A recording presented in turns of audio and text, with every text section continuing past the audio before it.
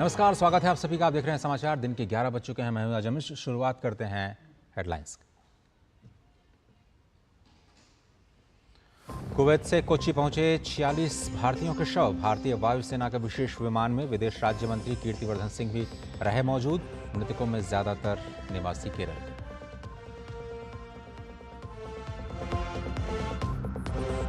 Italy पहुंचे प्रधानमंत्री नरेंद्र मोदी।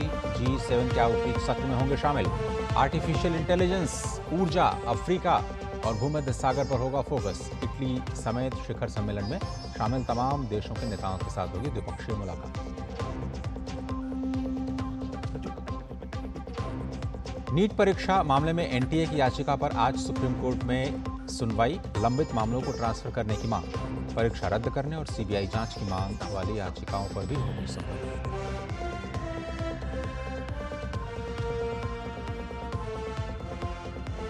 शराब घोटाले के आरोपी अरविंद केजरीवाल की जमानत पर आज निचली अदालत में होगी सुनवाई। वहीं स्वाति मालीवाल केस में विभव कुमार की जमानत पर भी आज हाईकोर्ट में हो सकता है फैसला।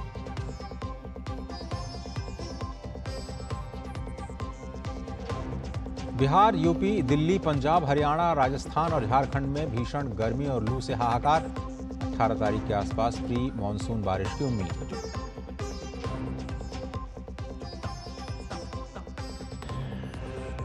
और आज देर रात होगी मशहूर फुटबॉल टूर्नामेंट यूरो कप 2024 की शुरुआत। पहला मुकाबला मेजबान जर्मनी और स्कॉटलैंड के बीच। 24 टीमें टूर्नामेंट में शामिल।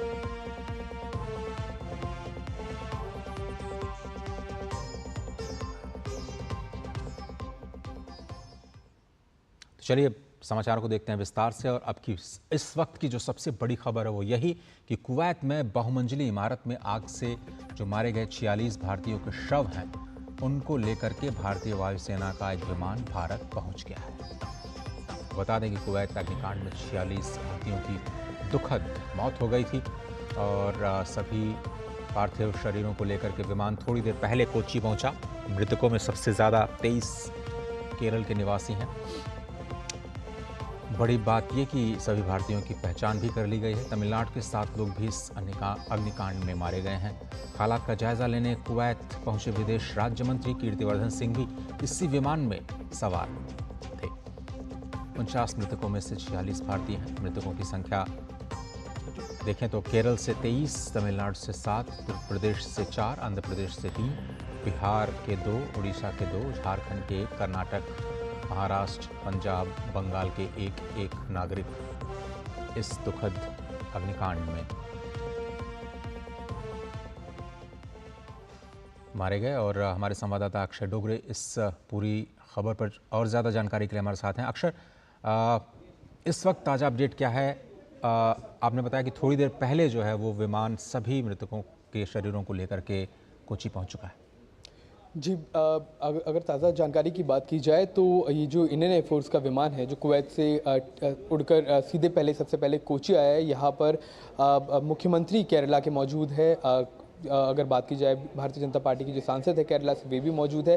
अन्य टॉप लेवल के अधिकारी जो केरला के हैं वे भी मौजूद है। और इसके अलावा न सिर्फ केरला के लोग क्योंकि अगर बात की जाए मृतकों की तो सबसे बड़ी संख्या केरला के लोगों की है, जिनमें 46 में से 23 जो मृतक है वो केरला के हैं। लेकिन उनके अन्य अगर बात की जाए तो अन्य राज्यों से भी, यानी कि तमिलनाडु, आंध्र प्रदेश, कर्नाटका, तो दक्षिणी राज्यों से अन्य लोग भी है।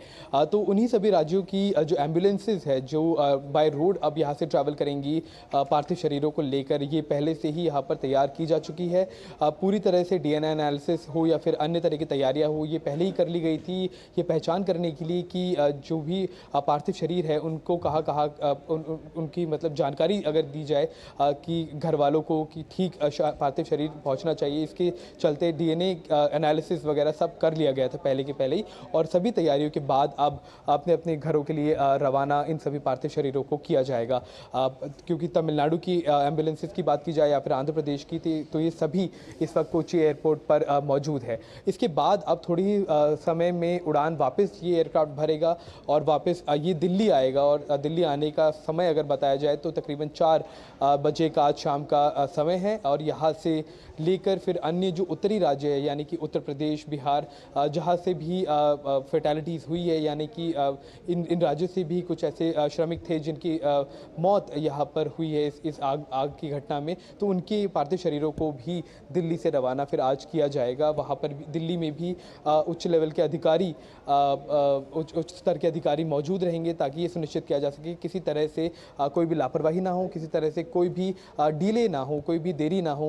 ये पूरा का पूरा जो प्रोग्राम है इसको ख़त्म करने के लिए।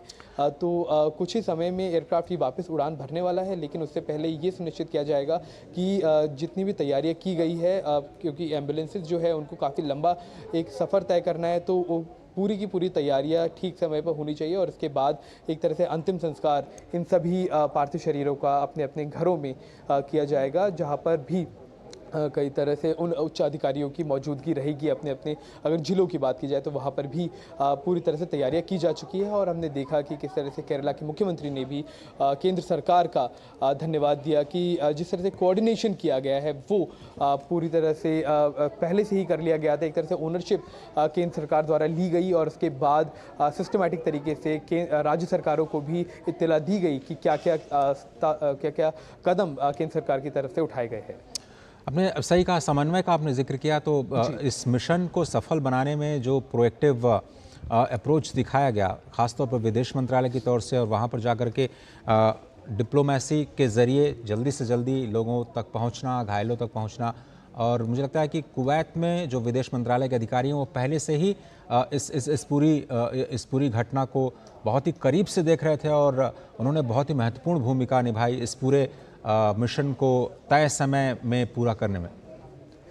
बिल्कुल ठीक कहा आपने। पिछले 10 सालों में अगर देखा जाए तो जब भी कभी भारतीयों को विदेश में रहते हुए किसी भी तरह की समस्या हो, ना सिर्फ वो आधिकारिक तौर पे समस्या हो या फिर पर्सनल लेवल पर भी कई बार ऐसा होता है कि वीज़ा लोगों के नहीं मिल रहे होते हैं। खाड़ी के देशों में ही हमने कई बार देखा है कि कुछ ऐसे बिचौलिए होते हैं जो लोगों के वीज़ाज रख लेते हैं, पासपोर्ट रख लेते हैं, और उसके बाद उन्हें कहीं ना कहीं बंधुआ मजदूर एक तरह से बना के रखने की कोशिश की जाती है। तो जब भी एक मैसेज और मदद की गुहार भारत सरकार तक पहुँची है तो कदम ठीक तरह से समय रहते उठाए गए हैं। ये सुनिश्चित किया गया है कि भारतीयों को वापस लाया जाए, चाहे वो कोरोना काल हो, यूक्रेन में होती हुई जंग हो, गाज़ा में होती हुई एक तरह से जो कॉन्फ्लिक्ट है वो उसकी बात की जाए, सूडान की बात की जाए। तो ऐसे अनेक आपको उदाहरण मिलेंगे कि जब भी भारतीयों को बाहर विदेश में रहते हुए किसी भी समस्या का सामना करना पड़ा है तो भारत सरकार ने एक ठीक तरह से समय रहते हुए एक समन्वय बिठाया है राज्य सरकारों के साथ, और पूरी तरह से मदद पहुंचाने का कार्य ये समय रहते किया गया है, जिसके चलते अनेकों बार जानें भी बचाई गई है। और इस घटना में, आग की घटना में, भले ही बहुत ही दर्दनाक घटना है, लेकिन जिस तरह से कोऑर्डिनेशन बिठाया गया भारत सरकार का राज्य सरकारों के साथ में और कुवैत की सरकार के साथ भी, तो ये एक तरह से प्रायोरिटाइज किया गया। हमने देखा कि बिल्कुल टॉप लेवल पर कुवैत की सरकार से प्रतिनिधि आए थे। इनफैक्ट उनके प्रधानमंत्री खुद उन्होंने जायज़ा लिया कि क्या किस कारण से आग लगी, क्या स्थिति है, कितनी लोगों की हालत गंभीर है और किस तरह से उन्हें बेस्ट, एक तरह से सबसे अच्छी स्वास्थ्य सुविधाएं पहुंचाई जा सके ताकि उनकी भी जान बचाई जा सके। तो ये सभी कदम उठाए गए, जिसको देखते हुए कहीं ना कहीं एक भरोसा वापस से स्थित होता है भारत सरकार के कदमों में और विदेश मंत्रालय के कदमों में, जिस तरह से उन्होंने जो कदम उठाए, जिसके चलते समय रहते पार्थिव शरीरों को भारत वापस लाया जा चुका है। और ये कहीं ना कहीं शोकाकुल परिवारों के लिए एक उनके जो जख्म है उन पर मरहम लगाने का काम भारत सरकार ने किया है। देखिए, मृतकों के जीवन को तो वापस हम नहीं ला सकते, लेकिन जिस तरह से फौरी तौर पर ये जो कदम उठाया गया है, अब इसके बाद की गतिविधि क्या होगी? अक्षय, जब एक बार कोच्चि में ये विमान पहुंचा है, अलग अलग राज्यों के नागरिक हैं जो इस दुखद घटना में मारे गए हैं, क्या राज्य सरकारें वहाँ से जिम्मेदारी ले रही हैं या फिर कोच्चि से ही खुद केंद्र सरकार इन सभी पार्थिव शरीरों को अलग अलग राज्यों में भेजने की तैयारी कर रही है? जी, सबसे ज़रूरी चीज़ इस पूरे के पूरे ऑपरेशन में समन्वय की रही है, कोऑर्डिनेशन की रही है। और जिस तरह से भारत सरकार ने पहले ही प्रधानमंत्री ने खुद केरला के मुख्यमंत्री से बात की थी, सभी जितने भी कदम उठाए जा रहे हैं विदेश मंत्रालय द्वारा उनकी आधिकारिक तौर पे उनको जानकारी दी थी। और ये सेम जो ड्रिल है ये बाकी राज्य सरकारों के साथ भी किया गया है। इसीलिए हमने देखा कि सुबह से ही क्योंकि जानकारी दे दी गई थी कि कोच्चि में सबसे पहले प्लेन आएगा, उसके बाद फिर दिल्ली आएगा। तो जैसे कि तमिलनाडु की एम्बुलेंसेज पहले से ही कोच्चि एयरपोर्ट पर सुबह सुबह पहुंच चुकी थी, इंतज़ार में थी कि कब पार्थिव शरीर आएंगे ताकि उनको अपने अपने घरों पे ले जाया जा सके, अपने अपने परिवारों के पास उनको ले जाया जा सके ताकि उनका भी अंतिम संस्कार किया जाए। इसी तरह ठीक दिल्ली में जब प्लेन आएगा तो जो उत्तरी राज्य है, जैसे कि अगर बात की जाए उत्तर प्रदेश की बात की जाए, बिहार की बात की जाए, पंजाब की बात की जाए, इन राज्यों से भी कुछ श्रमिक थे जिनकी मृत्यु घटना में हुई है, तो उन्हीं सभी राज्यों की सरकारों को इत्तला दे दी गई है। और अगर किसी किसी कारण से राज्य सरकार नहीं ठीक समय पे पहुंच पाती है तो केंद्र सरकार की तरफ से भी अपनी पूरी खुद की जिम्मेदारी और खुद की एक तरह से तैयारी भी है कि पार्थिव शरीरों को किसी भी हालत में अनअटेंडेड ना छोड़ा जाए, किसी तरह से किसी देरी ना हो। और अगर राज्य सरकार की तरफ से कोऑर्डिनेशन में कहीं पर भी कोई कमी हो तो केंद्र सरकार खुद एम्बुलेंसेस की मदद लेते हुए इन सभी पार्थिव शरीरों को उनके घर ले जाए। तो ये एक तरह से एक एग्जाम्पल के तौर पे देखा जाएगा कि किस तरह से वेल टाइम्ड एक ऑपरेशन किया गया। और कई बार हमने देखा है कि कई देशों में दुनिया भर में इस तरह के जब वाक़ये होते हैं तो कई बार ऐसा भी देखा गया है कि कंपनी जो है, जो कॉन्ट्रैक्ट जिनका होता है एम्प्लॉयज़ के साथ में, उनके ऊपर ज़्यादा जिम्मेदारी डाल दी जाती है। कहीं ना कहीं राज्य सरकार हो या फिर जो सरकारें होती है कई देशों की, वो एक कदम पीछे खींच लेती है क्योंकि ये कॉन्ट्रैक्ट एक साइन किया जाता है कंपनियों का, इंश्योरेंस कंपनियों का इन श्रमिकों के साथ में। लेकिन भारत सरकार ने जिस तरह से दखल दी, जिस तरह से इस पूरी की पूरी सिचुएशन का कंट्रोल लिया, ये काबिल तारीफ़ है। और इसी के चलते समय रहते ही सभी इंतज़ाम किए जा चुके हैं। और जो लोग इस वक्त कुवैत में हैं, अस्पतालों में हैं, जिनकी हालत गंभीर है, उनको भी पूरी तरह से मदद पहुंचाने की जिम्मेदारी केंद्र सरकार ने एक तरह से समन्वय बिठाकर कुवैत सरकार के साथ ले ली है। और जो जिस तरह से घटना हुई है उसकी तह तक जाने की भी पूरी तरह से कोशिश की जा रही है, जिसके बारे में भारत सरकार कुवैत की सरकार के साथ क्लोज कोऑर्डिनेशन में एक पूरी तरह से समन्वय बिठाकर इस जाँच का पल पल की जानकारी ली जा रही है।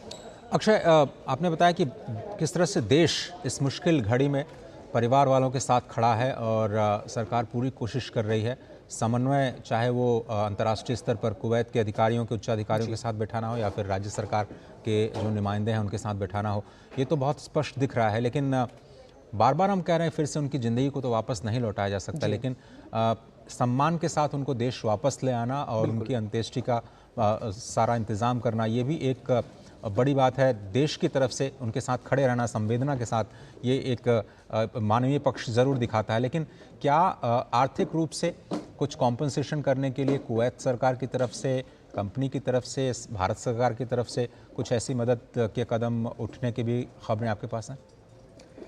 देखिए, भारत सरकार की तरफ से तो सबसे पहले 2 लाख रुपए सभी उन परिवारों को अनाउंसमेंट इसकी की जा चुकी है जिनकी मृत्यु इस आग की घटना में हुई है।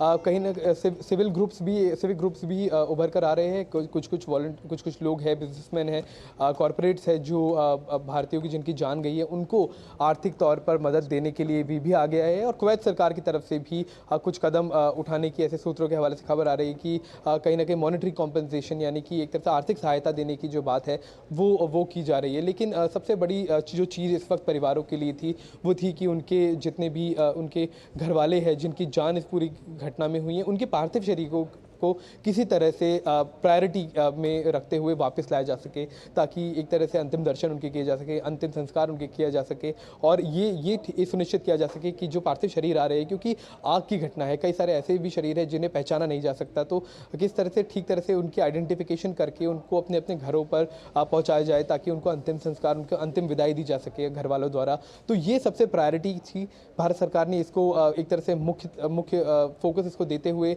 इस काम को सबसे पहले पूरा करने की बात सुनिश्चित की गई है। आज जैसे ही अंतिम संस्कार लोगों का इन सभी शरीरों का हो जाता है, पार्थिव शरीरों का, उसके बाद फिर आगे के कदम यही रहेंगे कि जांच की जाए, कारण पता लगाया जाए और जो अन्य लोग इन्हीं हालातों में रह रहे हैं जहां पर इस तरह के आगजनी की घटना होने की संभावना है या फिर होने की पॉसिबिलिटी है कहीं ना कहीं, उसको सुनिश्चित किया जाए कि इस तरह से घटना दोबारा कभी ना हो। तो ये 2 प्रायोरिटीज़ रहेंगी। आर्थिक मदद देने की बात है क्योंकि ये कमाने वाले लोग थे, ये विदेश गए ही इसलिए थे ताकि अपने अपने परिवारों का पालन कर सके, अपने घर वालों के लिए और ज़्यादा रुपया कमा कर लाए, डॉलर कमा कर लाए। तो ये उन घर वालों के लिए बहुत बड़ी क्षति है, ना सिर्फ आर्थिक तौर पर बट एक तरह से देखा जाए तो जिस तरह से उन्होंने अपने घर वालों को खो दिया, सबसे बड़ी क्षति तो यही है। तो किसी तरह से उनको, उनके घर वालों को एक तरह से मदद पहुंचाने के लिए भारत सरकार, जिस तरह से ये पूरा कोऑर्डिनेशन किया गया, पूरा ऑपरेशन चलाया गया, उसी तरह से आर्थिक तौर पर भी परिवारों को किस तरह से मदद दी जाए, इसके भी कदम उठाए जाएंगे।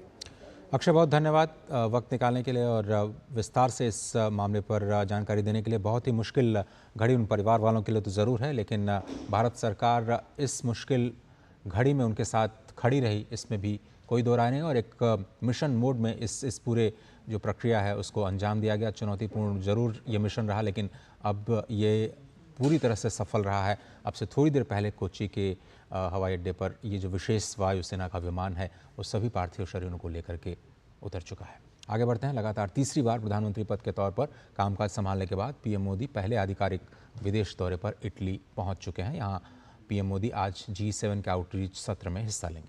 इस सत्र में आर्टिफिशियल इंटेलिजेंस, ऊर्जा, अफ्रीका और भूमध्य सागर पर ध्यान केंद्रित किया जाएगा।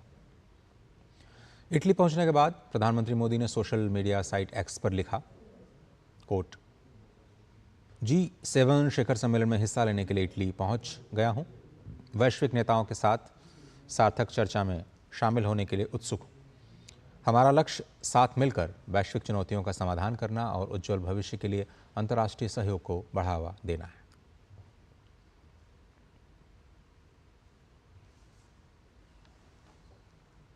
और इटली में हो रहे G7 देशों के नेताओं की बैठक के लिए सभी 7 यूरोपीय देशों के राष्ट्राध्यक्ष समेत यूरोपीय संघ के प्रतिनिधि अपुलिया में पहले ही पहुंच चुके हैं।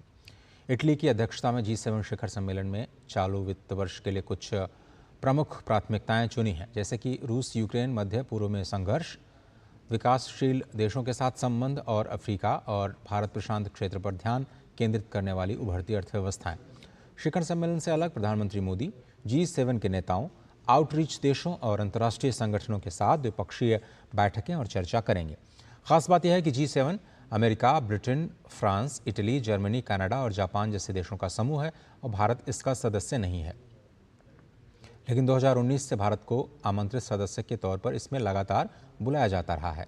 आखिर क्या है इसका महत्व और प्रधानमंत्री मोदी किन मुद्दों के साथ इटली पहुंचे हैं, इसका जायजा लिया अपुलिया में मौजूद हमारे संवाददाता अमृतपाल सिंह ने। प्रधानमंत्री यहां इटली में G7 के शिखर सम्मेलन में शिरकत करने आए हैं। प्रधानमंत्री G7 के शिखर सम्मेलन में एक आउटरीच सेशन को संबोधित करेंगे, जहां वो आर्टिफिशियल इंटेलिजेंस, फूड सिक्योरिटी, अफ्रीकी मुल्कों के साथ कोऑपरेशन और मेडिटेरेनियन में कोऑपरेशन की बात कर सकते हैं। प्रधानमंत्री काउंटर टेररिज्म पर भी बात कर सकते हैं और दुनिया को ये संदेश दे सकते हैं कि अगर इस मसले का हल ढूंढना है तो दुनिया को एक संयोजित स्टैंड लेना होगा, एक यूनाइटेड स्टैंड लेना होगा। प्रधानमंत्री इसके अलावा द्विपक्षीय वार्ताएं भी करेंगे। सबसे अहम होगी जॉर्जिया मेलोनी, जो इटली की प्रधानमंत्री हैं, उनके साथ द्विपक्षीय वार्ता, जहां प्रधानमंत्री दोनों मुल्कों के जो स्ट्रेटेजिक पार्टनरशिप है उसका एक रिव्यू लेंगे और ये देखेंगे कि कैसे ये पार्टनरशिप और मजबूत की जा सकती है, चाहे वो रक्षा के क्षेत्र में हो, चाहे pharmaceuticals, IT, textiles, design, manufacturing के क्षेत्रों में हो। इसके अलावा प्रधानमंत्री फ्रांस के राष्ट्रपति इमैनुअल मैक्रोन से भी मुलाकात करेंगे। दिलचस्प मुलाकात होगी यूक्रेन के राष्ट्रपति वोलोदिमीर ज़ेलेंस्की के साथ, जो यहाँ प्रधानमंत्री मेलोनी के आमंत्रण पर आए हैं। ज़ेलेंस्की G7 को ये गुहार लगा सकते हैं कि G7 यूक्रेन को और पैसा दे और हथियार दे, अपनी उनका जो संघर्ष रूस के साथ चल रहा है। वहीं भारत के प्रधानमंत्री नरेंद्र मोदी ज़ेलेंस्की साहब को ये सलाह दे सकते हैं कि इस संघर्ष का हल युद्ध से नहीं हो सकता, सैन्य विक्ट्री से नहीं हो सकता, बातचीत और कूटनीति से ही होगा। कैमरामैन शैलेंद्र चौहान के साथ Amritpal Singh, DD news, Apulia, Italy. G7 देशों के साथ भारत के मजबूत रिश्ते रहे हैं। ये समूह भारत को कितना महत्व देता है, इसका अंदाज इस बात से लगाया जा सकता है कि 2019 से भारत को हर बार सम्मेलन में आमंत्रित किया जा रहा है। पीएम मोदी के इस शिखर सम्मेलन में ये लगातार 5वीं भागीदारी है। इटली में हो रहे G7 शिखर सम्मेलन में भारत की दमदार मौजूदगी वैश्विक मंच पर देश के दबदबे को दिखा रही है। प्रधानमंत्री नरेंद्र मोदी के तीसरे कार्यकाल की पहली ही यात्रा G7 समूह और इटली के साथ भारत के मजबूत संबंधों को रेखांकित करती है। अन्य वैश्विक संगठनों की तुलना में G7 समूह को ज्यादा प्रभावशाली माना जाता है। इसकी वजह सदस्य देशों में America, Britain, France, Canada, Germany, Italy और जापान का शामिल होना है। G7 के महत्व का अंदाजा इस बात से लगाया जा सकता है कि इसके सदस्य देश वर्तमान वैश्विक जीडीपी में लगभग 45% के भागीदार हैं। ये देश दुनिया की 10% से अधिक आबादी का प्रतिनिधित्व करते हैं। G7 समूह के देश भारत के साथ अपने रिश्तों को कितना अहम मानते हैं, इसका अंदाजा G7 शिखर सम्मेलन में भारत की लगातार मौजूदगी से भी होता है। 2019 से भारत इस सम्मेलन में हर बार आमंत्रित किया गया है। 2019 में फ्रांस, 2021 में ब्रिटेन, 2022 में जर्मनी और 2023 में जापान द्वारा आमंत्रित किए जाने के बाद 2024 में आउटरीच देश के तौर पर भारत इस बड़े मंच पर मौजूद है। इस तरह प्रधानमंत्री नरेंद्र मोदी की इस सम्मेलन में ये लगातार 5वीं शिरकत है। इस शिखर सम्मेलन में ये भारत की कुल मिलाकर 11वीं भागीदारी है। इटली दौरे में प्रधानमंत्री की कई G7 नेताओं के साथ द्विपक्षीय बैठकें भी बेहद अहम हैं। इन मुलाकातों से पता चलता है कि दुनिया की बड़ी आर्थिक और सामरिक शक्तियां भारत के साथ रिश्तों को आगे बढ़ाने के लिए कितनी उत्सुक हैं। G20 की अध्यक्षता से लेकर वॉइस ऑफ ग्लोबल साउथ के आयोजन तक भारत ग्लोबल साउथ देशों के सरोकारों की आवाज हमेशा बुलंद करता रहा है। G7 में भारत की प्रभावशाली मौजूदगी इन देशों के हितों और चिंताओं को वैश्विक मंच तक पहुंचाने में भी बेहद लाभकारी है। पीएम की यात्रा भारत इटली संबंधों की मजबूती को भी दिखाती है। विभिन्न क्षेत्रों में दोनों देशों की साझेदारी हाल के वर्षों में बहुत मजबूत हुई है। इटली यूरोपीय संघ में भारत का चौथा सबसे बड़ा व्यापारिक साझेदार है। दोनों देश रणनीतिक साझेदारी को मजबूत करने और हिंद प्रशांत और भूमध्य सागरीय क्षेत्रों में सहयोग बढ़ाने के लिए बार बार प्रतिबद्धता जता चुके हैं। Bureau report, DD news. Arun Sharma संवाददाता हमारे साथ जुड़ रहे हैं इस बड़ी खबर पर और विस्तार से जानकारी देने के लिए। अरुण, भारत के लिहाज से ये जो सबसे शक्तिशाली देशों का ये जो समूह है, ये जो बैठक होने जा रही है, किन मायनों में महत्वपूर्ण है और कौन से मुद्दे आज के आउटरीच सम्मेलन में सबसे आगे खड़े दिखाई देंगे? देखिए, आप यूं समझ सकते हैं अजय जी इसको कि भारत एक तरह से एम्बेसडर बन के जा रहा है ग्लोबल साउथ का। जो डेवलपिंग नेशंस है, अंडर डेवलप्ड कंट्रीज है, उनका एक तरह से प्रतिनिधित्व करता हुआ भारत आपको इस बड़े जो ग्रुपिंग है G7 की यहाँ पर आपको दिखाई देगा। अब आज का जो डे 2 है G7 समिट का, इसमें जो आउटरीच जो सेशंस हैं प्राइम मिनिस्टर मोदी के, उसमें इंटरवेंशंस रहने जा रहे हैं। 3 प्रोमिनेंट आप ब्रॉड आप कह सकते हैं जो पॉइंट्स होंगे जो कि पीएम इस पर अपने विजन को रखते हुए दिखाई देंगे। सबसे पहला और बहुत ही प्रोमिनेंट है और जो प्राइम मिनिस्टर मोदी के भी बहुत करीब है, यानी कि टेक्नोलॉजी और एआई से रिलेटेड है, जिस पे प्राइम मिनिस्टर मोदी का एक विजन या फिर इंटरवेंशन रहता है, वो आपको दिखाई देगा। दूसरा प्रोमिनेंट पॉइंट यहाँ पर एनर्जी को लेकर के रहेगा, क्योंकि हम इस बात को जानते हैं कि चाहे ग्रीन एनर्जीज हो, ग्रीन कैपेसिटीज हो, उसको लेकर के भारत एक डेवलपिंग कंट्री और भारत ने पहले ही बहुत ही एम्बिशियस टारगेट रखे हुए हैं। आप जानते हैं कि 2070 तक भारत कार्बन न्यूट्रल होने की दिशा के अंदर आगे बढ़ रहा है। कार्बन इंटेंसिटी को भारत कम करता हुआ दिखाई दे रहा है 2030 तक जाते हुए। तो कुछ बड़े लक्ष्य एक डेवलपिंग नेशन होने के बाद भी भारत ने रखे हैं, जिसको अचीव करने की दिशा में आगे बढ़ रहा है। तो एनर्जी का एक सेशन जो सेशन है, उसको प्राइम मिनिस्टर मोदी यहाँ पे एक तरह से वहां पर शिरकत करके और वहां पर एक तरह से आउटरीच सेशन के अंदर उसमें एक इंटेंशन करते हुए आपको दिखाई दे सकते हैं। साथ ही साथ अफ्रीका और मेडिटेरियन, ये 2 प्रोमिनेंट पॉइंट रहेंगे, क्योंकि जिस तरह से G20 समिट जब भारत में हुआ था, वहां पर जिस तरह से अफ्रीकन यूनियन G20 का एक तरह से सदस्य बनता हुआ दिखाई देता है, भारत की एक स्ट्रॉन्ग लीडरशिप दिखाती है कि एक इंक्लूसिव अप्रोच के साथ में भारत आगे बढ़ रहा है।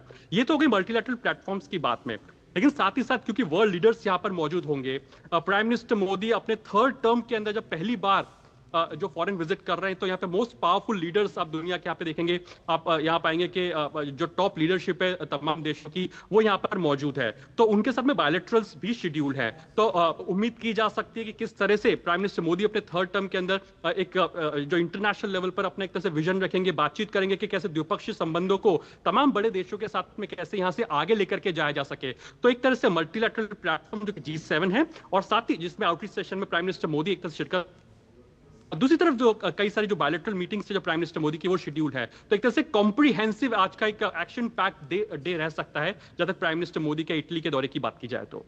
लेकिन सिर्फ एक दिन का ये कार्यक्रम है प्रधानमंत्री का, अरुण, और आपने बताया कि कई सारे द्विपक्षीय वार्ताएं भी होनी हैं।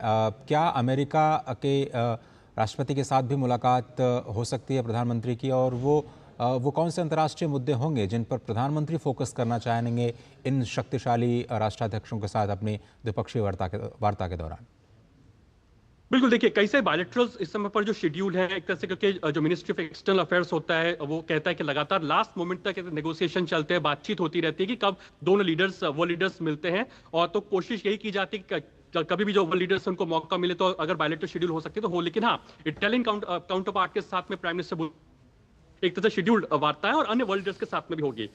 तो ये हो सकता है कि कोई पोलसाइड मीटिंग भी यहाँ पर हो जाए, लेकिन जो फिक्स फॉर्मेट में रहता है तो कई सारे वर्ल्ड लीडर्स के साथ में बातचीत शेड्यूल है। Mostly majority of the G7 leaders के साथ में प्राइम मिनिस्टर मोदी की जो बायलैटरल्स है वो बहुत लाइकली है कि शेड्यूल होंगी। सेकंड इंपॉर्टेंट एस्पेक्ट है प्राइम मिनिस्टर किन मुद्दों को उनके सामने रखेंगे। सबसे प्रोमिनेंट बात है कि भारत ने एक तरह से अपना विजन बिल्कुल क्लियर कर दिया है कि वो डेवलपिंग नेशन से अपने आप को डेवलप कंट्री की ओर ले जाना चाह रही है। 2047 तक का भारत का लक्ष्य है कि हम अपने आप को डेवलप करने की दिशा के अंदर आगे बढ़ रहे हैं। दूसरी इंपॉर्टेंट पॉइंट यहाँ पे, क्योंकि G7 समिट है, एनर्जी एक बहुत डोमिनेटिंग पॉइंट आज का रह सकता है। तो एक जो मुद्दा आ सकता है वो ये रहता है कि democratisation of technology as far as energy is concern, क्योंकि हम इस बात को जानते हैं कि डेवलप्ड इकोनॉमीज होती है, उनके पास ग्रीन इंफ्रास्ट्रक्चर से जुड़ी हुई जो टेक्नोलॉजी होती तो है, लेकिन क्या वो हर देश को मिल सके, आसानी से मिल सके, तो इस बात की भी एक तरह से वकालत यहाँ प्राइम मिनिस्टर मोदी करते हुए दिखाई दे सकते हैं। और जहां तक एआई की बात है, क्योंकि इस बात को पहले भी प्राइम मिनिस्टर मोदी कई सारे प्लेटफॉर्म्स पर बोल चुके हैं कि टेक्नोलॉजी को डेमोक्रेटाइज होना चाहिए, और एआई की जहां तक बात आती है एक ग्लोबल कोऑर्डिनेटेड एफर्ट्स की जरूरत है, बिकॉज एआई एक ऐसी चीज है जो किसी बाउंड्रीज या बॉर्डर्स को नहीं देखती है, टेक्नोलॉजी लगातार फ्लो करती है। और इस बात को हमने देखा भी है कि प्राइम मिनिस्टर मोदी का लगातार फोकस रहा है, कई सारे एआई के जो समिट्स रहे प्राइम मिनिस्टर मोदी ने उनमें भी शिरकत की है और एक कोऑर्डिनेटेड एफर्ट की बात की है। तो जब यहां पर इस मल्टीलैटरल प्लेटफॉर्म पर जब वो बातचीत करेंगे तो कैसे अपना विजन भी देंगे। इससे पहले हमने देखा G20 समिट हो, ब्रिक्स समिट हो, तो प्राइम मिनिस्टर मोदी अमूमन एक्रोनियम्स देते हुए दिखाई देते हैं, जिसमें कि अपना एक विजन भी रखते हैं और एक्रोनियम्स देते हैं अपने इंटरवेंशंस के अंदर पे। तो हो सकता है अपने एक्रोनियम्स के माध्यम से वो अपना विजन भी रखें कि आखिरकार अगले जो 2047 तक का लक्ष्य जो भारत में लेकर के चले डेवलप्ड इकोनॉमी बनाने का, उसी दिशा के अंदर कैसे भारत आगे बढ़ सकता है, और एक तरह से भारत की क्या एक तरह से जो एस्पिरेशंस है उसको पूरा करने की दिशा में कैसे भारत आगे बढ़ेगा। जो इंडिया की जो अरुण, ये हमेशा से हम देखते हैं कि प्रधानमंत्री देश में जिन मुद्दों को, जिन पॉलिसीज को आगे बढ़ा रहे हैं, उन्हीं पॉलिसीज को वो वैश्विक मंचों पर भी बहुत ही पुख्ता तरीके से रखते आए हैं, चाहे वो लाइफ मिशन की बात हो या फिर इंटरनेशनल सोलर अलायंस बनने के बाद सभी को सस्टेनेबल एनर्जी पहुंचाने की बात हो, टेक्नोलॉजी ट्रांसफर और फाइनेंस जिसका जिक्र बार बार विकसित देश करते रहे हैं, लेकिन वो फाइनेंस नहीं दे पाए हैं विकासशील देशों को, और उसकी आवाज़ आप कह रहे हैं कि बन करके उभर रहा है। लेकिन मुझे याद आता है कि पिछले G7 की मीटिंग में रूस यूक्रेन का मुद्दा बहुत ही प्रभावी रहा था। ग्लोबल जो ग्लूम की स्थिति थी आर्थिक मोर्चे पर, वो बहुत प्रभावित रहा था। इस बार आपको कौन सा मुद्दा टॉप प्रायोरिटी दिखाई दे रहा है? माहौल के हिसाब से अगर हम समझना चाहें, अंतर्राष्ट्रीय मीडिया की निगाहें कहाँ पर हैं? माहौल से थोड़ा समझ में आता है कि ये टॉप प्रायोरिटी, या फिर कहें कि एक ऐसी घटना जो पूरे एजेंडे को एक तरह से कैरी फॉरवर्ड करती हुई नजर आती हो। देखिए, एजेंडा उस लिहाज से कैरी फॉरवर्ड होता है अजय जी, जिसकी ग्रुपिंग होती है, ग्रुपिंग में जिसकी डोमिनेंस ज्यादा होती है, एजेंडा उसी देश का आगे जाता हुआ दिखाई देता है, उस ग्रुपिंग का आगे जाता हुआ दिखाई देता है। अब रशिया यूक्रेन क्राइसिस की जहां तक हम बात करें, नो डाउट ये टॉप ऑफ द एजेंडा यहां पर रहने जा रहा है, क्योंकि जो पूरी ग्रुपिंग है G7 की, वो इस मुद्दे को आगे लेकर के जाना चाहती है। यहाँ यूक्रेनियन लीडरशिप भी यहाँ पर मौजूद है, और हम इस बात को जानते हैं कि कल एक इंपॉर्टेंट अनाउंसमेंट भी एक तरह से आप कह सकते हैं जो कि डिक्लेरेशन में निकलता हुआ दिखाई देगा कि जो रशियन साइड के जितने एसेट्स को फ्रीज किया गया था उसको कहीं ना कहीं फाइनेंसिंग की जाएगी, उसको मुहैया कराया जाएगा यूक्रेनियन साइड को। तो ये दिखाता है अपने आप में कि जो पूरा ब्लॉक है G7 का, वो यूक्रेन जो क्राइसिस है या रशिया यूक्रेन जो क्राइसिस है उसके लेकर के वो तरजीह देना चाहता है।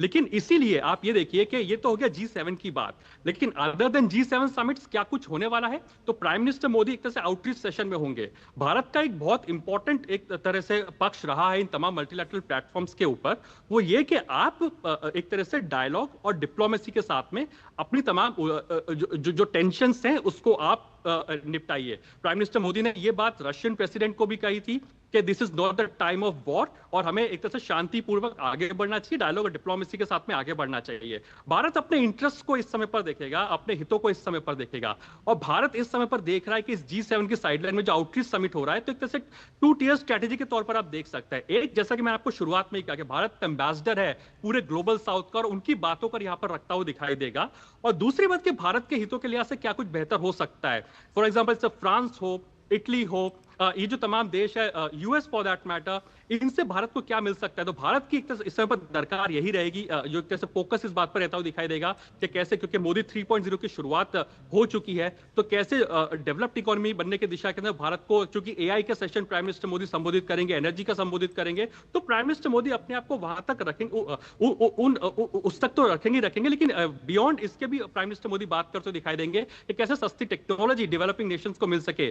फूड सिक्योरिटी जैसा मुद्दा भी भारत एक तरह से प्रमुखता से उठाता रहा इन मल्टीलैटरल। अरुण, चलते चलते एक बात हम समझना चाहेंगे, चाइना को लेकर के G7 के मन में क्या है, और भारत कैसे जो प्रोटेक्शनिज्म है चाइना का, या फिर बहुत सारे काउंटरवेलिंग ड्यूटीज हम देख रहे हैं कि यूएस और ईयू की तरफ से लगाई गई हैं चाइना से, जो डंपिंग की जा रही है खासतौर पर टेक्नोलॉजी रिलेटेड गुड्स को लेकर के, तो G7 के मन में चाइना को लेकर के क्या है, और भारत की तरफ से क्या कुछ ऐसा कोई रुख देखने को मिलेगा? देखिए, ये जो post Russia Ukraine crisis Ajay ji हुआ, ये ग्लोबली कि तमाम अर्थव्यवस्थाएं जूझ रही हैं, अपने आप को उबार रहे हैं। देखिए, कई सारी जो अर्थव्यवस्थाएं स्लो डाउन की तरफ जा रही है, आंकड़े कोई बहुत एनकरेजिंग नहीं आते हैं। फेडरल रिजर्व लगातार कोशिश कर रहा है कि ठीक है, हम जॉब्स के माध्यम से इन्फ्लेशन को टेम करने की कोशिश करें, तो ग्रोथ वर्सेस इन्फ्लेशन हर देश के अंदर इस समय पर चल रहा है। जो डेवलप्ड इकोनॉमीज है वो भी जूझ रही हैं, तो जाहिर सी बात है कि ये प्रोटेक्शनिज्म जो रवैया रहता है वो एक तरह से हर देश अपनाने की कोशिश करता है, लेकिन भारत एक तरह से इस बात को रखता है कि हम लोग कैसे ग्लोबल सप्लाई चेन का एक हिस्सा बन सके। अगर हम लोग मेक इन इंडिया की बात करते हैं, तो दूसरी तरफ ये भी कहते हैं, और इट इज लीडरशिप रोल ये भारत का रहता है कि वो कहता है कि हम ग्लोबल सप्लाई चेन का हिस्सा भी बनना चाहते हैं। एक तरफ हम भारत में सेमीकंडक्टर्स को आमंत्रित कर रहे हैं कि सेमीकंडक्टर बड़े बड़े जो फॉक्सकॉन जैसी कंपनी हो, एप्पल जैसी कंपनी हो, एनवीडिया जैसी कंपनी हो, वो भारत के अंदर निवेश करें, तो भारत यहाँ पे दूसरे देशों के लिए प्रोडक्ट्स को भी बना रहा है। जी हाँ, ये बहुत इंपॉर्टेंट मुद्दा रहा है कि आप देखिए ड्यूटीज को लगाया जा रहा है ताकि अपने लोकल मैन्युफैक्चरर्स को आप सपोर्ट कर सके, वो कहीं ना कहीं दिखाई देगा। लेकिन ओवरऑल आप देखिए जो G7 है वो prominently no doubt Russia Ukraine crisis के ऊपर एक तरह से डोमिनेट रहता हुआ दिखाई देगा, लेकिन हाँ, फोकस इस बात पर भी रहेगा कि कैसे, क्योंकि आउटरीच सेशन में प्राइम मिनिस्टर मोदी का संबोधन रहेगा, एक इंटरवेंशंस रहेंगे, तो कैसे टेक्नोलॉजी और एनर्जी के ऊपर फोकस रखा जा सके, उस बात को कहीं ना कहीं मोदी आगे लेकर के आते हुए दिखाई देंगे। चेयर अरुण, बहुत धन्यवाद। दरअसल 2023 में जो G7 हिरोशिमा सम्मेलन था, उसमें चीन की जो बाजार की नीतियां थीं उसको लेकर के चिंता जताई गई थी, और इसीलिए ये माना जा रहा है कि क्या उसको और आगे बढ़ाया जाएगा और इसका फ़ायदा कुछ भारत को एक विकल्प के तौर पर G7 या फिर जो डेवलप्ड नेशंस हैं, ख़ासतौर पर EU और US, जिनके साथ हम FTA को लेकर के भी चर्चा कर रहे हैं, उसका फ़ायदा क्या भारत को मिल सकता है। लेकिन आपने बिल्कुल सही कहा कि AI जो ग्लोबल साउथ की आवाज़ और ख़ास तौर पर एनर्जी ट्रांजिशन, ये काफ़ी अहम मुद्दा होने जा रहा है। बहुत धन्यवाद आपका इटली से ख़ास तौर पर जुड़ने के लिए अरुण शर्मा, बहुत धन्यवाद। और आगे बढ़ते हैं। नीट UG परीक्षा में जो याचिकाएं हैं उस पर सुप्रीम कोर्ट में सुनवाई आज फिर से होनी है। NTA के तमाम हाई कोर्ट्स में जो इससे संबंधित लंबित मामले हैं उसको सुप्रीम कोर्ट में ट्रांसफ़र करने की मांग की गई है। जस्टिस विक्रम नाथ और जस्टिस संदीप मेहता की वेकेशन बेंच आज मामले की सुनवाई करेगी। वहीं नीट परीक्षा से जुड़ी एक और नई याचिका पर भी आज सुप्रीम कोर्ट सुनवाई करेगा। इस याचिका में इस पूरे मामले की CBI जांच कराने की मांग की गई है। इसके साथ ही याचिका में मनमाने तरीके से परीक्षा केंद्र चुनने के लिए चल रही धांधलियों का भी जिक्र किया गया। याचिकाकर्ता ने आरोप लगाया कि ओडिशा, झारखंड और गुजरात जैसे राज्यों में जो छात्र हैं परीक्षा देने के लिए खास तौर पर गोधरा के खास सेंटर को उन्होंने चुना था। याचिका में सेंटर चुनने के लिए 10 लाख रुपए की घूस दिए जाने की भी बात कही गई है। दिल्ली के मुख्यमंत्री अरविंद केजरीवाल की जमानत याचिका पर आज सुनवाई होनी है। आबकारी मामले में गिरफ्तार दिल्ली के CM की जमानत पर इससे पहले 7 जून को सुनवाई हुई थी। राउज एवेन्यू कोर्ट में हुई इस सुनवाई में वकील ने ED की ओर से दाखिल जवाब को पढ़ने के लिए 1 दिन का समय मांगा था। वकील ने कहा था कि उन्हें 182 पन्नों के ED के जवाब को पढ़ने के लिए और समय चाहिए। जमानत याचिका पर आज विकेश जज सुनवाई करेंगे। दरअसल राउज एवेन्यू कोर्ट 8 जून से महीने के अंत तक ग्रीष्मकालीन अवकाश के लिए बंद है। ऐसे में न्यायाधीश ने इस मामले में अगली तारीख जुलाई में देने की बात कही थी। केजरीवाल के पक्ष ने इस बात का विरोध किया था, जिसके बाद आज की ये तारीख दी गई है।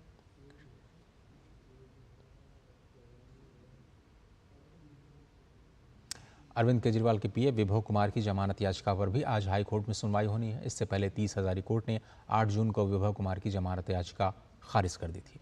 कोर्ट ने कहा था कि अगर आरोपी को रिहा किया जाता है तो वो गवाहों को प्रभावित कर सकते हैं। इसके बाद विभव ने हाई कोर्ट का रुख किया था। विभव कुमार को 18 मई को गिरफ्तार किया गया था। विभव कुमार की पहली जमानत याचिका को एक अन्य सत्र अदालत ने 27 मई को खारिज कर दिया था।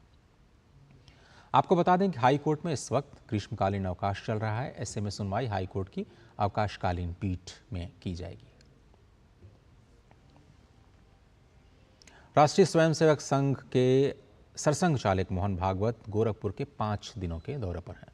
मोहन भागवत के गोरखपुर दौरे का आज दूसरा दिन है। मोहन भागवत कानपुर प्रांत, अवध प्रांत, काशी प्रांत और गोरक्ष प्रांत के कार्यकर्ता विकास वर्ग प्रथम और संघ शिक्षा वर्ग प्रथम वर्ष विशेष में स्वयंसेवकों को बौद्धिक ज्ञान देंगे।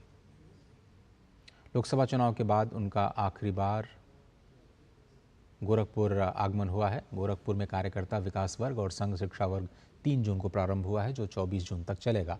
इस दौरान मुख्यमंत्री योगी आदित्यनाथ संघ प्रमुख मोहन भागवत से वर्ग के दौरान ही शिष्टाचार मुलाकात कर सकते हैं। ऐसी खबरें भी आ रही हैं। उत्तर प्रदेश के मुख्यमंत्री योगी आदित्यनाथ ने आगामी त्योहारों को देखते हुए अधिकारियों के साथ उच्च स्तरीय बैठक की है। बैठक में सुदृढ़ कानून व्यवस्था और श्रद्धालुओं की सुविधाओं के संबंध में सीएम योगी ने शासन प्रशासन को 24/7 एक्टिव मोड में रहने का निर्देश जारी किया है। योगी ने गांव, शहरों, महानगरों और कहीं भी रोस्टरिंग के नाम पर अनावश्यक पावर कट पर सावधानी बरतने को भी कहा। इसके साथ ही गंगा दशहरा को देखते हुए गंगा नदी के घाटों की साफ सफाई और साज सज्जा को भी लेकर के निर्देश जारी किए। बकरीद को देखते हुए प्रशासन को निर्देश दिए गए हैं। बकरीद के लिए कुर्बानियों के लिए स्थान का चुनाव पहले से ही करने और प्रत्येक दशा में प्रतिबंधित पशु की कुर्बानी न हो, ऐसा सुनिश्चित करने के लिए कहा गया है। इसके साथ ही नमाज को निर्धारित स्थल पर किए जाने को लेकर निर्देश जारी किए गए। बैठक के दौरान मुख्यमंत्री ने कहा कि त्योहारों को अवेयरनेस का माध्यम बनाया जाना चाहिए। हर पर्व शांति और सौहार्द के बीच संपन्न कराए जाने के साथ ही स्थानीय ज़रूरतों के हिसाब से सभी ज़रूरी प्रयास किया जाना प्रशासन की जिम्मेदारी है। आंध्र प्रदेश में एक बड़ा सड़क हादसा हुआ है। कृष्णा जिले में सड़क दुर्घटना में 6 लोगों की मौत हो गई, वहीं कई लोग घायल हो गए। मछलीपट्टनम के डीसीपी ने बताया कि ट्रैक्टर को ओवरटेक करते समय मिनी ट्रक कंटेनर लॉरी से टकरा गया, जिससे ये हादसा हुआ। दिल्ली में जल संकट पिछले कई दिनों से बरकरार है। मयूर विहार के जनता फ्लैट्स में भी लोग पानी की बूंद बूंद को तरस रहे हैं। टैंकर आने पर ही लोग पानी भर पाते हैं। जल संकट की यहाँ पर क्या स्थिति है, जायजा लिया हमारे संवाददाता गिरीश निशाना ने।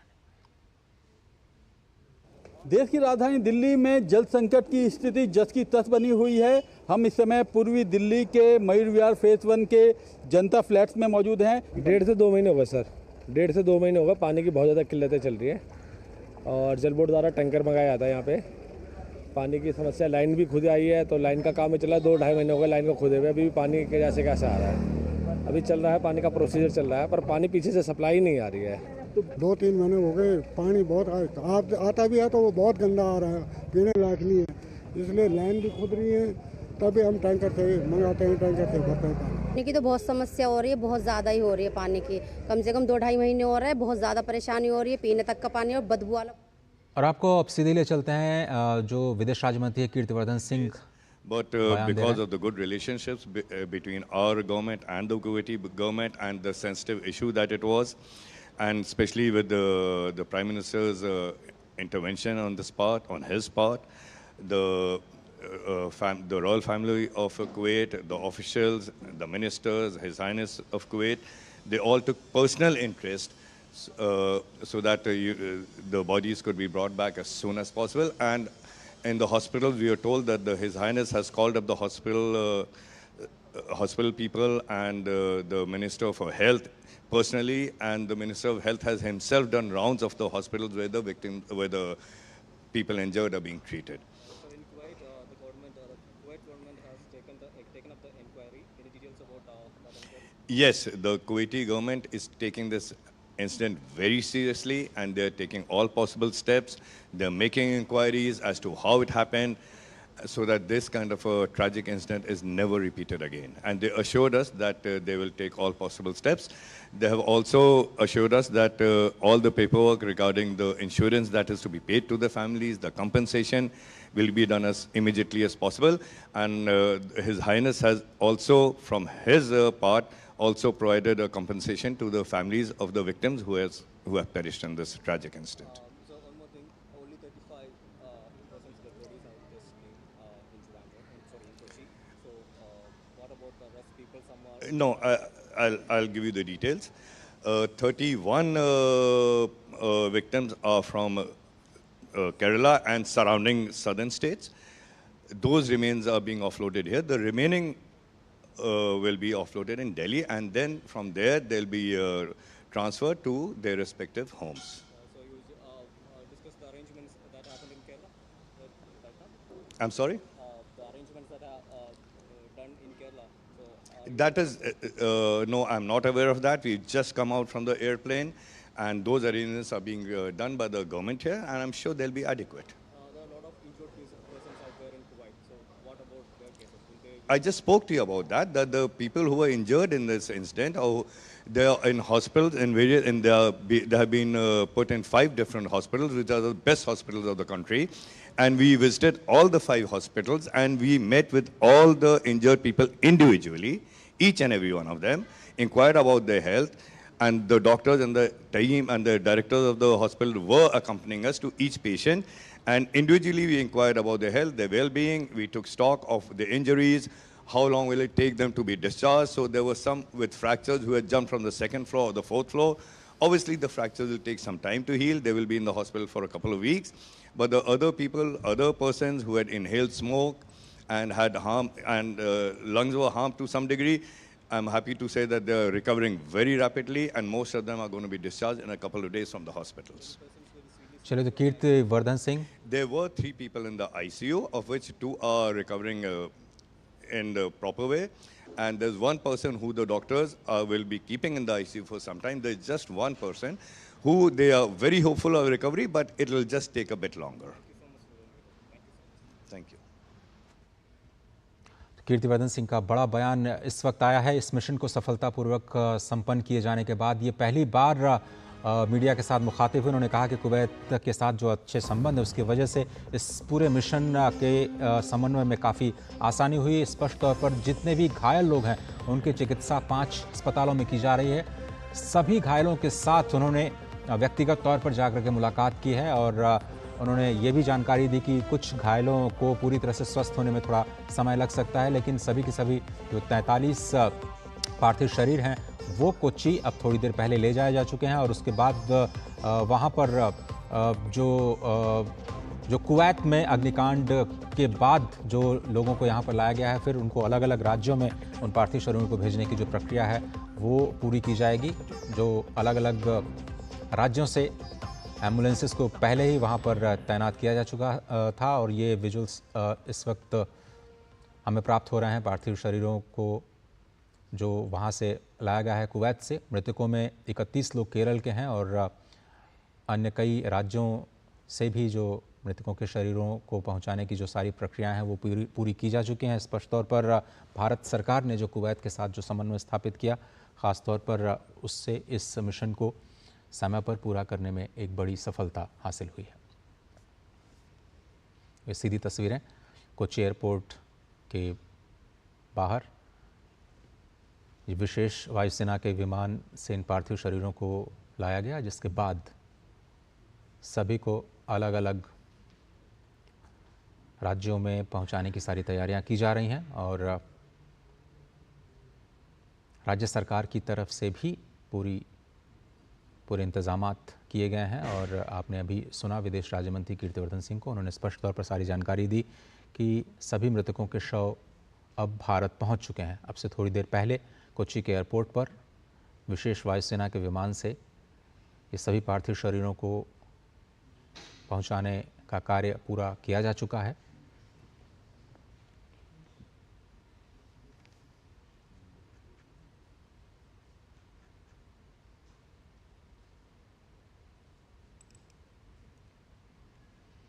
और मृतकों में 49 मृतकों में 46 भारतीय थे। इस मृतकों की संख्या अगर हम देखें राज्यवार तो 23 सबसे ज़्यादा जो मरने वालों की संख्या वो केरल, और इसीलिए फैसला लिया गया कि कोच्चि के एयरपोर्ट पर इस विशेष विमान को उतारा जाए और सभी जो 23 पार्थिव शरीर हैं उनको केरल राज्य में अलग अलग परिवारों को सौंपने के बाद तमिलनाडु से 7 पार्थिव शरीर जिनको पहुंचाया जाना है। उत्तर प्रदेश के 4 नागरिक हैं जो मृतकों में शामिल हैं। आंध्र प्रदेश से 3, बिहार से 2, उड़ीसा से 2, झारखंड, कर्नाटक, महाराष्ट्र, पंजाब और बंगाल से 1-1 पार्थिव शरीरों को उनके राज्यों में पहुंचाया जाना है। विदेश राज्य मंत्री ने यह भी जानकारी दी कि केरल के बाद इस विशेष विमान को अब दिल्ली लाया जाएगा और दिल्ली के बाद फिर जो उत्तर के राज्य हैं वहाँ पर इन पार्थिव शरीरों को भेजे जाने की सारी व्यवस्थाएं की जा चुकी हैं और उन्होंने ये भरोसा जताया कि राज्य सरकारों की तरफ से भी संपूर्ण इंतज़ाम किए जा चुके हैं। इस मुश्किल घड़ी में देश इन परिवारों के साथ खड़ा रहा और निश्चित समय सीमा में सभी की पहचान की गई। डीएनए सैंपलिंग के द्वारा सभी की पहचान कर उसके बाद कुवैत सरकार के उच्चाधिकारियों के साथ समन्वय स्थापित करने के बाद इन सभी पार्थिव शरीरों को कोच्चि लाने में सफलता मिली है। ये तस्वीरें आप सीधे तौर पर देख रहे हैं। आपको बता दें कि कुवैत में एक बहुमंजिली इमारत में आग लग गई थी जिसमें 46 भारतीयों जो हैं वो मृतक पाए गए थे और उनके शवों को लेकर के भारतीय वायुसेना का विशेष विमान आज सुबह ही अब से थोड़ी देर पहले कोच्चि पहुंचा। इससे पहले प्रधानमंत्री ने स्वयं व्यक्तिगत तौर पर इस पूरे घटना पर समीक्षा बैठक के दौरान विदेश राज्य मंत्री कीर्तिवर्धन सिंह को कुवैत भेजा इस पूरे मामले को व्यक्तिगत रूप से देखने के लिए। और अक्षय इस वक्त हमारे साथ जुड़ रहे हैं। अक्षय, ये अब से थोड़ी देर पहले हम आपसे बात कर रहे थे, ये जब पार्थिव शरीर अब पहुंच चुके हैं और उसके बाद जिस तरह से विदेश राज्य मंत्री ने भी बताया कि अलग अलग राज्यों में अब पहुंचाने की जो प्रक्रिया है वो जारी की जा रही है और राज्य सरकारों की तरफ से भी शायद सारे इंतजाम कर लिए गए हैं। जी बिल्कुल ठीक कहा आपने। जिस तरह से केंद्र सरकार द्वारा एक तरह से टाइमली एक्शन लिया गया, जिस तरह से केंद्र सरकार द्वारा त्वरित कार्रवाई की गई, उसको देखते हुए राज्य सरकारों ने भी एक कहीं ना कहीं उससे सीख ली है। किस तरह से जिस लेवल पर केंद्र सरकार काम कर रही है उसी लेवल पर किस तरह से कंधे से कंधा मिलाकर इस वक्त केंद्र सरकार की मदद की जाए ताकि राज्य सरकार अपने अपने जो राज्य के लोग हैं जिनकी मृत्यु इस आग की घटना में हुई है कुवैत में, उनके पार्थिव शरीरों को उनके घर तक पहुँचाया जा सके। राज्य सरकारों की तरफ से भी एक ये इंस्पिरेशन रहती है कि जिस तरह से खुद एक MOS लेवल के मंत्री कुवैत गए, वहाँ पर उन्होंने हर चीज़ का जायज़ा लिया, हर तरह से संभव मदद उन्होंने लोगों की उन परिवारों की जिनके घर वालों को उन्हें वापस लाना था, जिनके पार्थिव शरीरों को वापस लाना था। जिस तरह से एक गवर्नमेंट टू गवर्नमेंट बात के लेवल पे बात की गई, प्राइम मिनिस्टेरियल लेवल पे बात की गई और DNA सैम्पलिंग जिस स्पीड में करवाई गई उसी का कारण ये है कि आज हमें वापस पार्थिव शरीर मिल चुके हैं इन सभी लोगों के जिन लोगों की मृत्यु इस आग की घटना में हुई। और इसीलिए देखा गया हम कि सुबह सुबह ही एम्बुलेंसेस कहीं ना कहीं एयरपोर्ट के आसपास और एयरपोर्ट के अंदर खड़ी थी, स्टैंड बाय पर थी। एक्स्ट्रा एम्बुलेंसेस भी आई हुई थी, केंद्र सरकार के द्वारा भी पूरी तरह से इंतजाम किए गए थे ताकि इस चीज़ में कोई देरी ना हो कि पार्थिव शरीरों को घर ले जाने में किसी प्रकार से कोई देरी ना हो, किसी प्रकार से कोई चूक ना हो। और अब जिस तरह से हम बात कर रहे थे कि जिन लोगों की मृत्यु हो गई उनको वापस तो नहीं लाया जा सकता, लेकिन उन लोगों के जिनके लोगों के घर वाले थे उनके जो जख्म है उनके ऊपर मरहम लगाने का काम केंद्र सरकार की तरफ से या फिर राज्य सरकार की तरफ से भी किया जा सकता है। और उसके लिए सबसे बड़ा कदम यही था कि जिन लोगों की मृत्यु हुई है उनके पार्थिव शरीरों को समय रहते उन अपने अपने घरों तक पहुंचाया जा सके, उनकी ठीक तरह से पहचान कर क्योंकि ये बहुत ज़रूरी हो जाता है ऐसी किसी घटना में जहाँ पर लोगों को पहचानना भी एक तरह से असंभव हो जाता है। तो इसी के चलते DNA एनालिसिस की मदद ली गई और कुवैत सरकार की जो हमने देखा कि जिस तरह से जल्दी उन्होंने दिखाई इस पूरी की पूरी घटना को ठीक करने के लिए या फिर इसके ऊपर कार्रवाई करने करने के लिए ये कहीं ना कहीं संभव इसलिए हो पाया है कि प्रधानमंत्री ने खुद कुवैत के अधिकारियों से बात की थी, कुवैत की सरकार से बात की थी कि कोई भी ऐसी चूक ना हो, कोई भी ऐसी लापरवाही ना हो जिसके चलते जो भारतीय लोगों जिनकी जान गई है उनके पार्थिव शरीरों को लाने में किसी तरह से कोई देरी हो। हमने देखा है कि अन्य देशों के भी कुछ लोगों की जान गई है।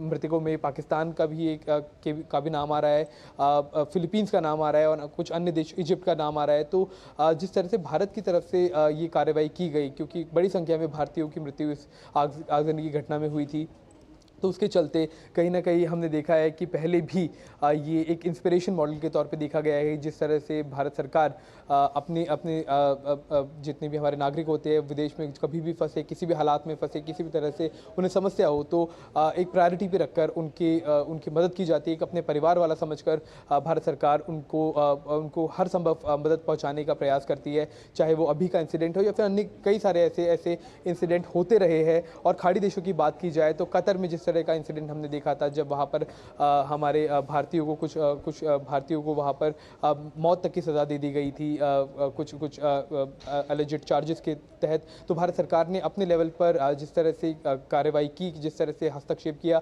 उसी के चलते उनको वापस भारत बुलाया गया। तो न सिर्फ ये बल्कि अन्य तरह से जो जंग होती रही है उसमें भी भारत सरकार और विदेश सरकार के पिछले 10 सालों में खास तौर पर देखा गया है कि एक तरह से पैराडाइम शिफ्ट, यानी कि एक तरह से पूरा बदलाव देखा है कि पहले किस तरह से मदद पहुंचाई जाती थी, मदद पहले भी पहुंचाई जाती थी, लेकिन जिस प्रायोरिटी पे मदद अब पहुंचाई जाती है, ये कहीं ना कहीं दर्शाता है कि कितना सीरियसली भारत सरकार भारतीयों की सुरक्षा को विदेश में लेती है।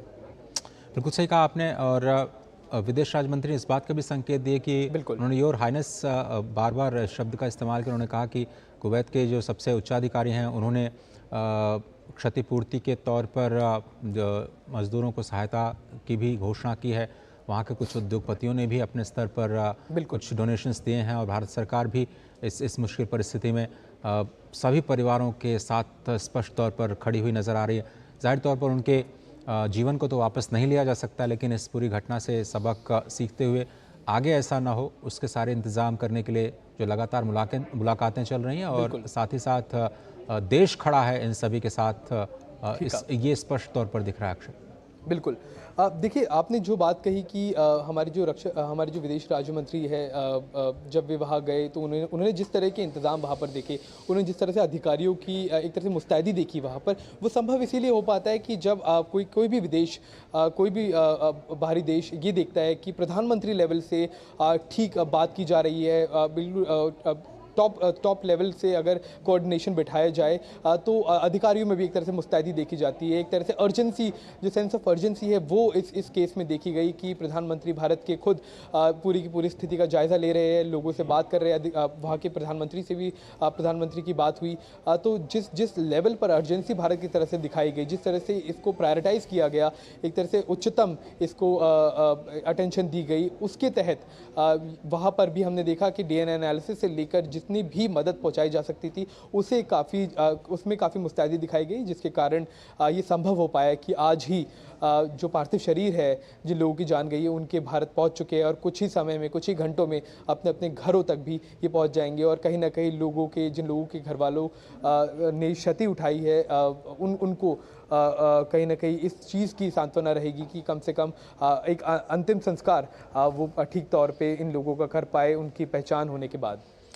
अक्षय, बहुत धन्यवाद इस घटना पर पूरी जानकारी देने के लिए। तस्वीरें आप सभी को ये हम कोच्चि से लेकर के आ रहे थे, जहाँ पर सभी मृतकों के शवों को ले जाने का कार्य पूरा किया गया और इस मिशन को तय समय में पूरा करने में सफलता मिली है। और आगे बढ़ते हैं और इस समाचार के इस अंक को फिलहाल यहीं समाप्त करने की इजाज़त दीजिए, लेकिन खबरों का सिलसिला लगातार जारी है और बड़ी खबरों पर लगातार हमारी नज़र बनी हुई है। फिलहाल दीजिए इजाज़त। नमस्कार।